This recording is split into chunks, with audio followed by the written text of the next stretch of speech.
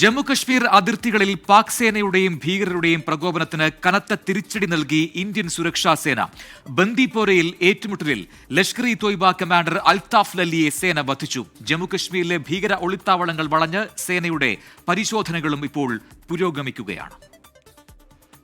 ബന്ദിപ്പോരയിലെ ഏറ്റുമുട്ടലിലാണ് Lashkar E Taiba commander Althaf ലല്ലിയെ സുരക്ഷാ സേന വധിച്ചത്.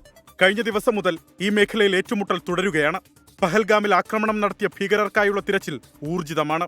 പുൽവാമയിൽ വീടുകയറി തിരച്ചിൽ. ഷോപ്പിയാനിലും അനന്ത്നാഗിലും മറ്റും ഭീകരരുടെ ഒളിത്താവളങ്ങൾ സേന വളഞ്ഞു.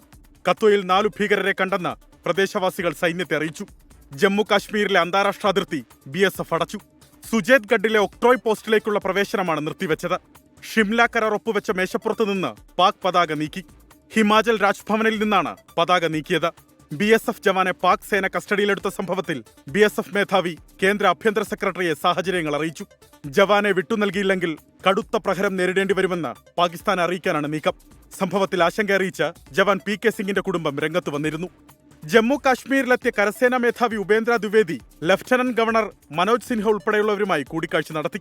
ഭീകരാക്രമണം ചർച്ച ചെയ്യുന്നതിന് ലഫ്റ്റനന്റ് ഗവർണർ തിങ്കളാഴ്ച ജമ്മു കാശ്മീർ നിയമസഭയുടെ പ്രത്യേക സമ്മേളനം വിളിച്ചു. അതേസമയം പഹൽഗാം ആക്രമണത്തിനായി ലഷ്കർ ഭീകരർക്ക് ഹമാസിന്റെ പിന്തുണയും കിട്ടിയെന്നാണ് ഇസ്രായേൽ വെളിപ്പെടുത്തൽ. പാക് അധീന കാശ്മീരിൽ ഹമാസ് ഭീകരർ എത്തിയെന്ന് ഇന്ത്യയിലെ ഇസ്രായേൽ സ്ഥാനപതി പറഞ്ഞു. 24 ഡൽഹി.